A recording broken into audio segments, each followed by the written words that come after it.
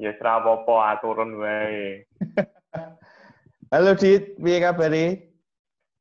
Halo Don, kabarku bagus. Kamu sendiri gimana Don? Kabari lama nggak ketemu iki. Alhamdulillah baik, sip. Syukur Wah, nek guyon yang ngomong bagus ke yo. Indonesia ya? Ya? Wah, guyon yang ngomong ke Indonesia ya? Iya sih. Aduh, lucu banget ngomong ke Indonesia. Ya nggak apa-apa kan harus dipakai toh. Mau nggak mau kan harus bahasa Indonesia pakai. Biasa di Jawa. Dit, aku Nah, mau tanya-tanya tentang apa ya? Lebih ke perjalanan karir sih. Tapi lebih spesifik lagi ke caramu bertahan dalam lingkungan yang mungkin sama sekali belum pernah dialami. Jadi dulu mungkin di sebuah kota, kuliah, SMP, SMA, kemudian pindah ke suatu tempat untuk bekerja. Kan banyak sekali mungkin asumsi-asumsi, pemikiran-pemikiran yang harus dipegang, prinsip-prinsip yang harus dipegang supaya bisa bertahan dengan baik. Kan macam-macam sebenarnya, hubungan dengan teman kerja, hubungan dengan lingkungan sekitar, dan lain sebagainya. Nah, untuk ya, yang pertama, awal-awal, ceritain dulu nih, dari mana dulu kuliah, kemudian lulus, lalu bekerja di kota mana, gitu. Yuk. Oke. Pertama ya, dari kecil nih, dari bayi sampai umur sekitar 22 lah. Kelar kuliah kan umur 22 kan ya. Kelar kuliah tahun 2014. Kan masih di S3. Terus kita 2015 ini kan kerja kan, dapat kerja di daerah Jawa Timur. Otomatis yang namanya berat ninggalin Salatiga itu kan pasti ya. Pasti hukumnya kalau buat saya sendiri sih. Cuman kita kembali ke prinsip kita. Prinsip kita apa? Kalau kita pengen kerja, ya otomatis kita harus tinggalin namanya homesick lah. Kalau homesick wajar lah, manusiawi. Tapi tergantung bagaimana kita mengelola homesicknya itu sendiri. Kebetulan saya di sini udah mau 6 tahun lah. Mau 6 tahun. Kebetulan lingkungan di sini enak sih.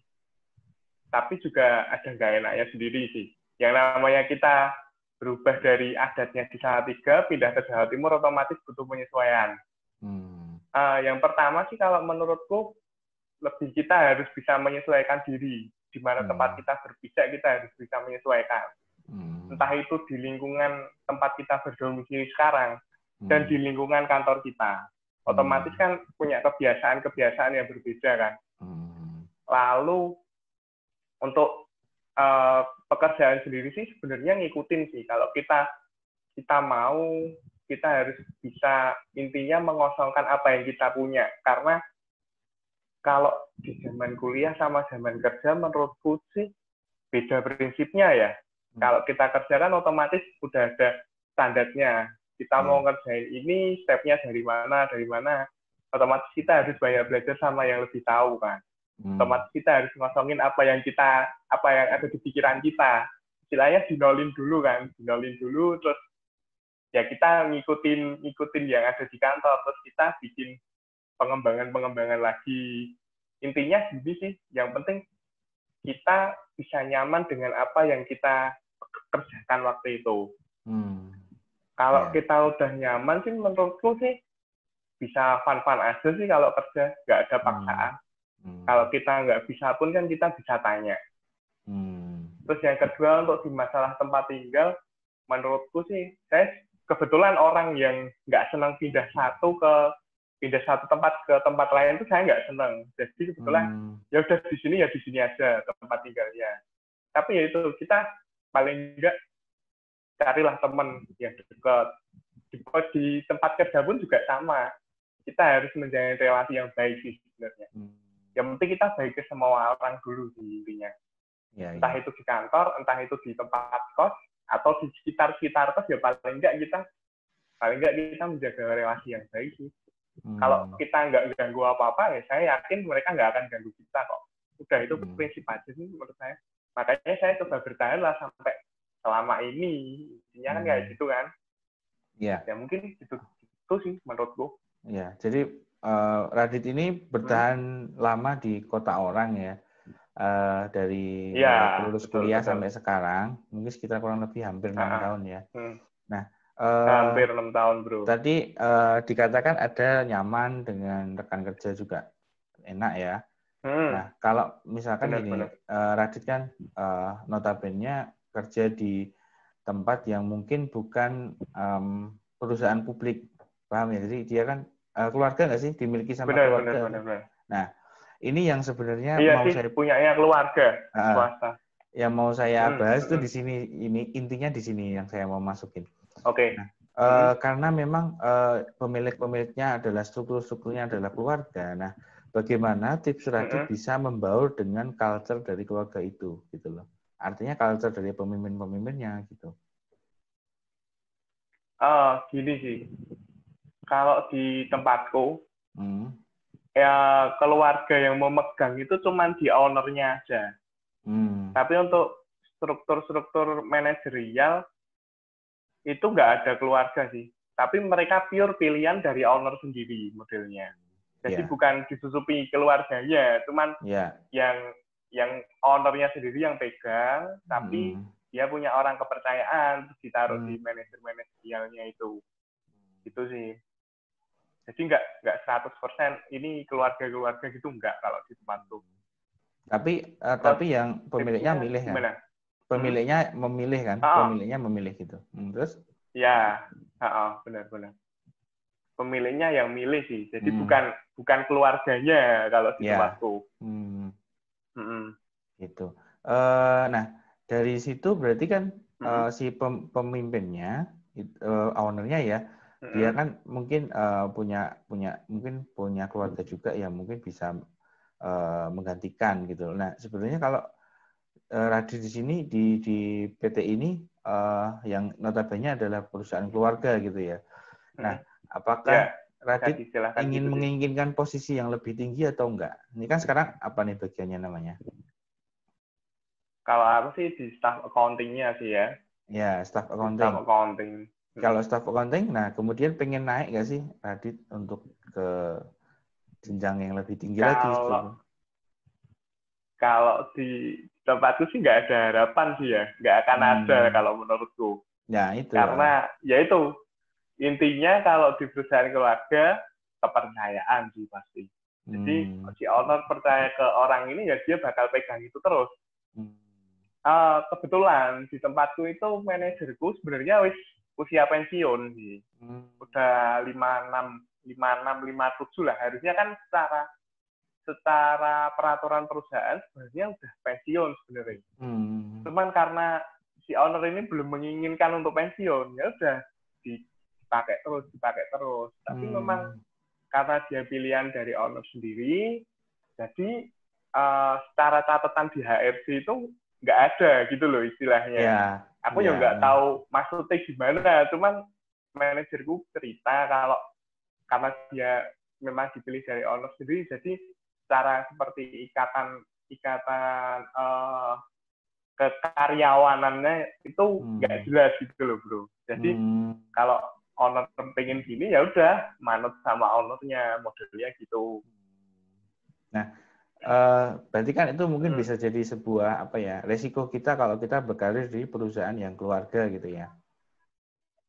Ya, risikonya mungkin jadi kayak nggak jelas ini sebenarnya kalau saya mau naik tingkat atau mungkin naik ke posisi yang lebih tinggi itu apa sih syaratnya kan tidak mutlak pada kinerja gitu loh. Kadang karena nggak mutlak. Karena kita kan ownernya mantap gitu ya kalau memilih si A, si B, si C gitu. Ya, betul. Gitu maksudnya ya. Nah, kalau misalkan ownernya seperti itu, nah sekarang dalam pekerjaan itu, apakah si ownernya ini punya target-target yang mungkin memaksa bawahan-bawahannya untuk tercapai gitu?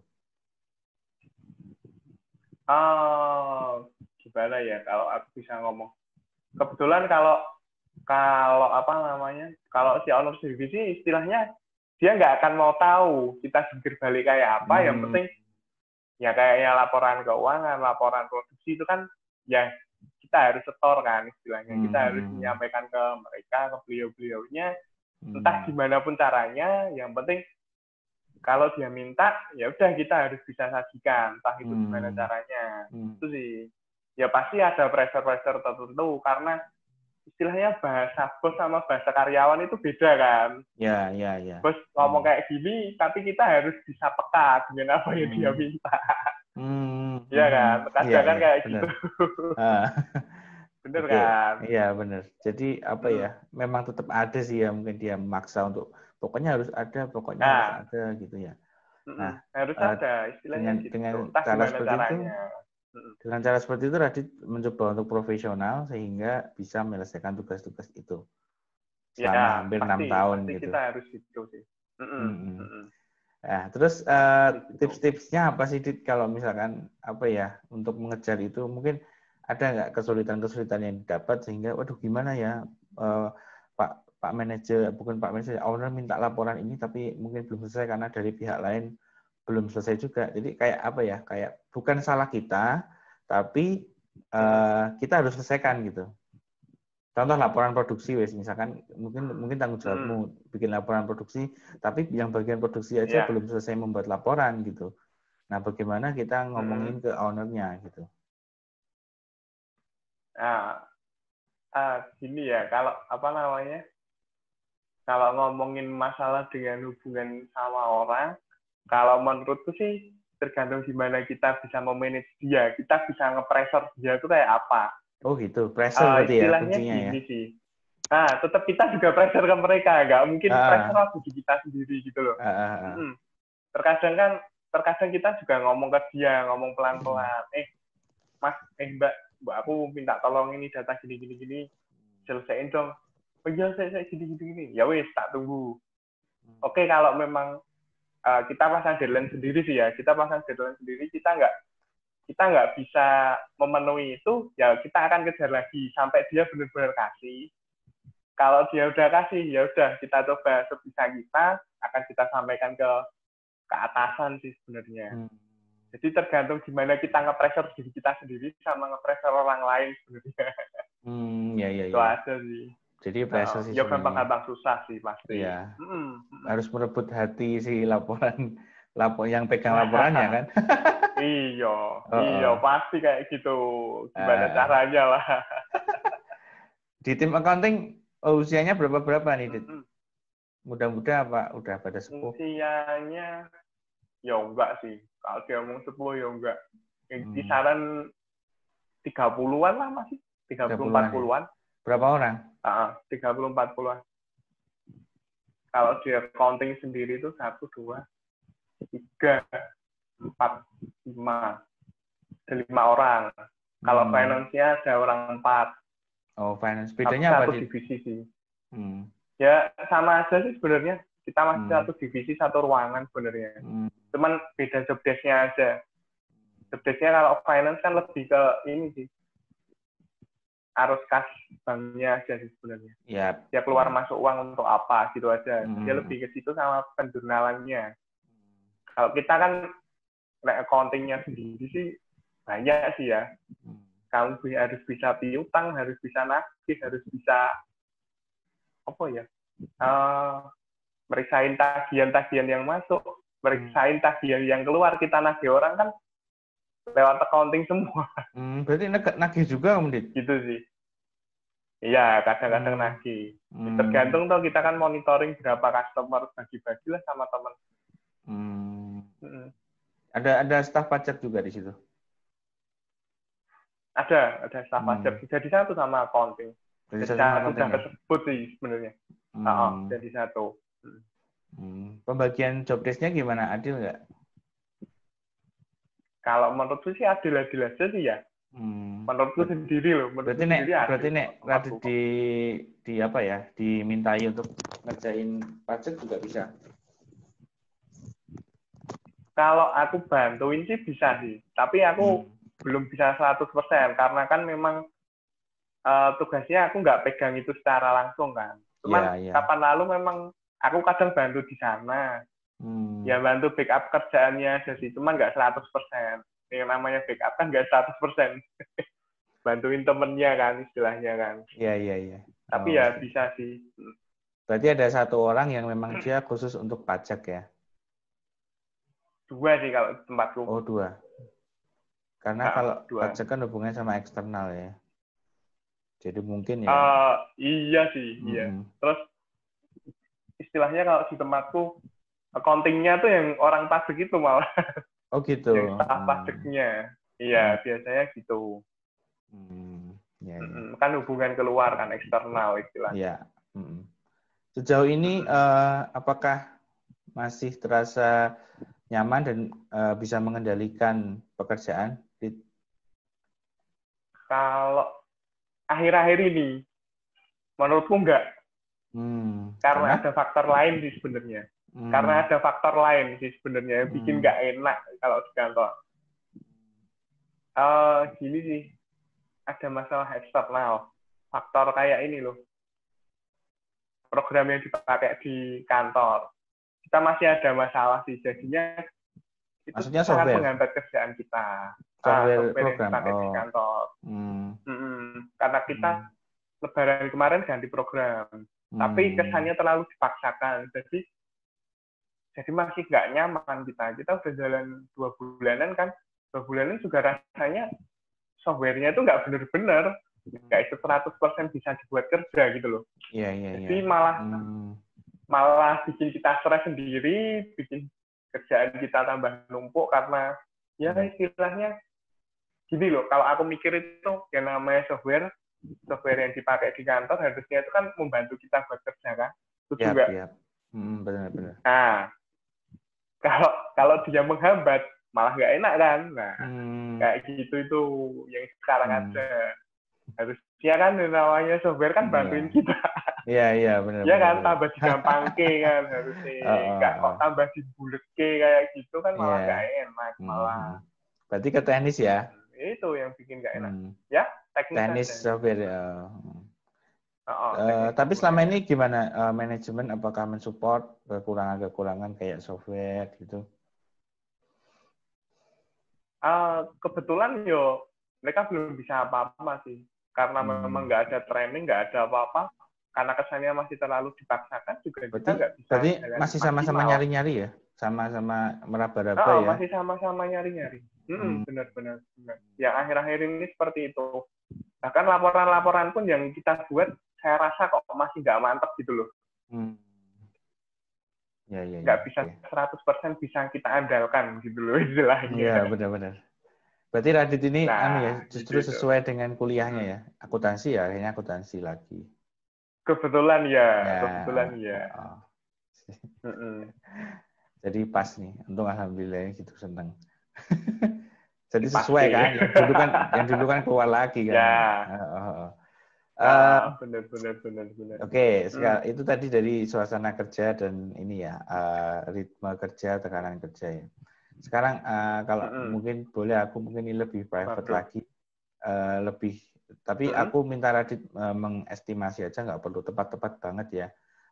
Kira-kira Radit nggak apa-apa. Merasa ini nggak sih, sudah merasa cukup nggak dari segi take home pay? Tahu ya take home pay ya, apa yang diterima Radit selama di situ. Take home pay kan nggak hanya gaji ya, mungkin dari asuransi atau ada bonus dan lain sebagainya gitu. Menurutmu gimana, Dit? Kalau menurutku sih masih kurang ya, karena kita cuman pure gaji aja, bonus nggak ada. Gitu. Bonus nggak ada, cuman terima THR aja sih. THR 1 kali gaji, udah itu aja sih. Kalau kesehatan cuman BPJS saja. Asuransi, kalau asuransi katanya sih mau diikutkan, tapi nggak tahu, nggak jalan-jalan sih sampai sekarang. Berarti diikuti asuransi sendiri. BPJS. Kalau asuransi saya pribadi sendiri sih. Jadi saya beli polis sendiri, bukan dari kantor. Oh gitu. Terus kalau misalkan Radit merasa mungkin masih kurang take home pay-nya, nah apa yang membuat Radit masih tetap bertahan di situ? Artinya kita balik lagi yang kayak pertama tadi ya. Sekarang kan kalau dihubungkan sama take home pay-nya, kenapa masih bisa bertahan dan caranya bagaimana hidupnya di kota besar dan lain sebagainya gitu. Ya gini sih, balik lagi ke diri kita sendiri. Gini istilahnya. Prinsip kamu kerja itu apa? Kalau kamu memang udah punya motivasi, kamu pengen kerja, terus kamu nggak kepingin bebanin orang tua, ya kamu harus bisa pertahankan dong. Ya kan? Kita harus bisa coba pertahankan, meskipun itu sangat berat sih sebenarnya, tapi nggak masalah. Semua ada siasat-siasatnya. Terus yang penting tinggal gimana kita bisa mengatur keuangan kita sendiri. Terus kalau memang ada kesempatan tarisi yang lebih baik, ya kita akan coba. Termasuk saya pun juga dari dulu tuh saya coba-coba juga sih. Cuman karena memang ada kendala, kok rasanya nggak seret di sini, waktu tes kok kayak gini. Terus ternyata kok kita nggak sampai ke langkah yang selanjutnya, kan kita sudah pasti ngalami kayak gitu. Yang namanya orang cari kerja kan nggak gampang kan. Benar banget. Otomatis gini, kita juga harus mikirnya ya udahlah, nanti kita coba lagi. Yang penting kita masih ada pegangan sekarang, jadinya kita masih bertahan di sini. Kalau memang udah ada pandangan yang lain, why not? Untung-untungan kan? Iya. Nah untungnya pihak perusahaan mendukungmu kalau tes gitu. Kebetulan manajerku mendukung sih. Kamu mau tes di tempat lain sih nggak masalah. Manajerku nggak terlalu memberatkan. Malah mereka kasih motivasi. Kalau ada yang lebih bagus, kenapa enggak? Mereka malah ngomong gitu. Jadi nah, kan itu sih yang plusnya itu. Jadi motivasi kita juga. Nah itu sih yang kan? Bikin jadi alasan besar untuk bertahan, malah justru karena mereka mendukung Radit untuk mungkin tes di mana, kan tes di mana butuh waktu ya, di PT APTB butuh waktu, harus cuti. Cuti juga kan mungkin ini ya butuh support dari perusahaan, nggak mungkin nggak gitu. Iya, benar-benar. Pasti kan kalau ngizini kan kita enteng kalau kita mau jalan. Ya, benar. Nah, berarti kalau begitu, ketika sudah mengizinkan si manajernya ya, sudah mengizinkan begitu, nanti kan pasti ada ini ya, beban kerja yang mungkin tidak dikerjakan oleh Radit. Ya. Ya. Benar. Apakah teman-teman lain juga yang mungkin mendapatkan pekerjaan yang Radit itu rela, ikhlas untuk mengerjakan tersebut, sehingga sama aja dia mensupport Radit untuk tes juga gitu? Sebenarnya gini ya, balik ke seberapa pentingnya pekerjaan itu harus dikerjakan hari itu gitu loh. Kembali lagi kayak yang tadi kamu ngomong pressure laporan tadi kan. Kalau saya sendiri yang namanya cuti itu kan terencana kan, bukan sesuatu yang mendadak gitu loh. Kecuali kalau ada kondisi darurat kamu harus cuti, oke, itu darurat. Tapi kalau lebih ke cuti itu pasti sesuatu yang direncanakan. Kalau aku yang namanya aku rencana cuti, ya kerjaan sing aku numpuk hari itu harus tak selesaikan. Jadi aku nggak ninggal kerjaan yang banyak. Terkadang kan ada, kamu laporan ini sudah selesai apa belum? Kalau belum ya sudah kerjakan. Pokoknya selesai, intinya nggak jadi beban orang lain sih kalau menurutku gitu. Balik ke orangnya sendiri sih, individunya kayak apa. Kalau memang ada pekerjaan yang memang hari itu aku nggak ada, ya mau nggak mau temanku, tapi nggak masalah, kita harus terbiasa sih sebenarnya. Iklim kerjanya bagus sih kalau tempatku menurutku. Iya, itu yang bikin bertahan juga. Kadang temanku juga kayak gitu, pun aku juga udah siap sih. Yang namanya kerjaan kan kayak gitu kan. Yang penting kita udah tahu kerjaannya apa. Itu aja sih. Tinggal seberapa penting harus dikerjakan hari itu gitu sih. Iya. Mantep banget nih. Meskipun sederhana tapi ilmunya banyak nih Radit nih. Jadi ilmunya lebih ke ini ya, cara bertahan, cara kita ada di tempat yang mungkin nggak spektakuler, nggak hebat, tapi kadang kita perlu ada di punya pemikiran seperti itu gitu lah. Apalagi kalau mungkin yang nonton, yang melihat video ini nanti itu punya pekerjaan yang tidak apa ya misalnya ya tidak sehebat yang orang-orang lainnya, bagaimana dia harus bertahan gitu. Ya kan? Maksudnya dalam apa ya, rata, sedang gitu ya. Sedang gitu. Kan kebanyakan kan begitu. Dan juga mungkin manajemennya juga harus diapresiasi bahwa bisa mensupport pegawai lainnya untuk bekerja gitu. Ya, mereka menghargai kok sebenarnya kok. Istilahnya gitu sih, nggak terlalu gondeli gitu. Enak kok. Iya, mantep sih. Senang saya ngelihat seperti itu. Nah, kan video ini tujuannya untuk teman-teman lain bisa belajar sih dari seperti. Kadang kan orang atau mahasiswa-mahasiswi itu cenderungnya kan nanti punya cita-cita bekerja di A, di B, di C, di D, tapi melupakan yang namanya melupakan yang namanya cara bertahan di sebuah kantor, sebuah instansi gitu kan. Kayak gitu. Nanti kalau ketemu apa yang troublemaker gimana kan gitu. Iya, terkadang ngelokronya di situ sih. Nanti ada teman kerja yang apa ribet gimana kan itu bisa bikin nggak nyaman sebenarnya. Iya sih. Intinya sih kalau ada yang bikin nggak nyaman kayak gitu, kalau aku sih nggak usah terlalu digagas sih. Kalau memang butuhmu masalah kerjaan ya udah masalah kerjaan itu. Tapi selain nggak masalah kerjaan nggak usah digagas daripada bikin ribet. Iya, benar. Iya kan. Mantap nih ilmunya. Ada satu pandangan lain yang mungkin kita perlu pertimbangkan gitu. Nggak hanya cita-cita pengen kerja di A, di B, di C, tapi juga kita belajar cara bertahan. Idealismenya. Iya. Benar.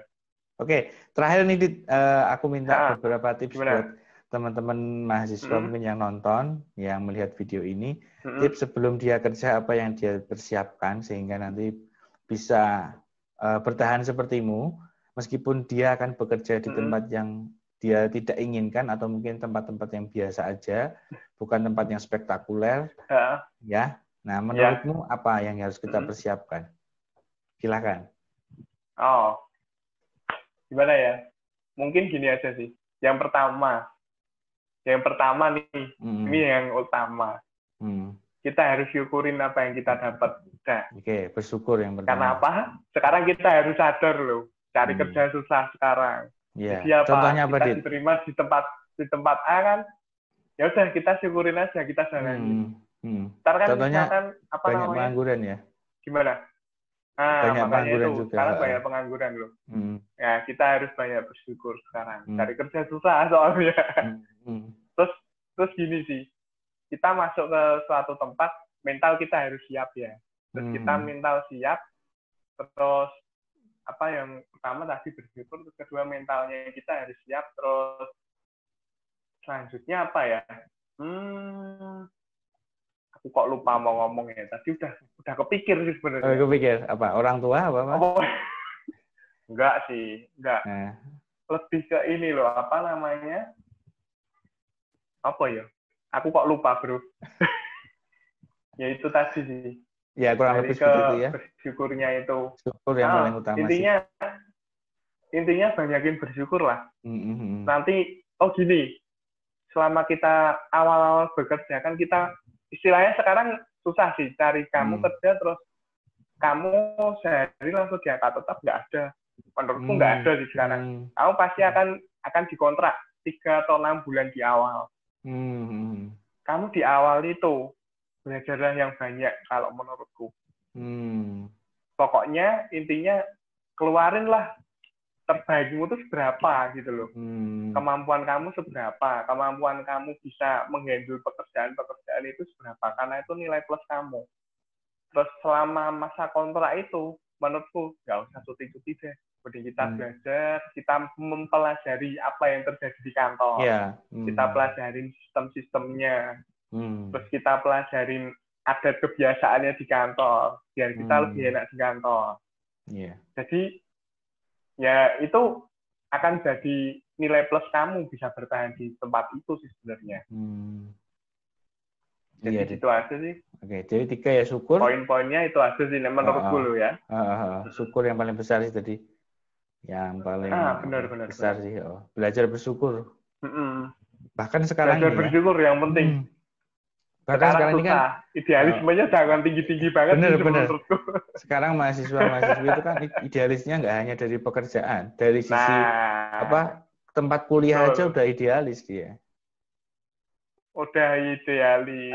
Pengen di Kalau kampus bisa apa sih sama aja. idealis, cita-cita tinggi oke sih. Cita-cita tinggi oke. Tapi balik lagi ke kemampuan sendiri. Kamu bisa mencapai cita-cita itu apa enggak? Iya. Kalau kamu mampu ya oke lah kamu jalani. Yang penting kamu sesuaiin idealisme kamu dengan kemampuan kamu. Iya, benar. Sip. Benar kan? Oke, benar banget. Jadi ini banyak banget ilmu yang kita dapatkan, terutama cara bertahan ya. Cara bertahan di perusahaan keluarga. Oke, thank you Adit. Oke, siap Don. Ya. Sama-sama. Ini sesi recordnya akan saya matikan, jadi nanti kita ngobrol lagi nggak apa-apa. Oke, makasih ya. Sampai jumpa lagi. Selamat malam. Sama-sama bro. Siap. Oke, malam bro.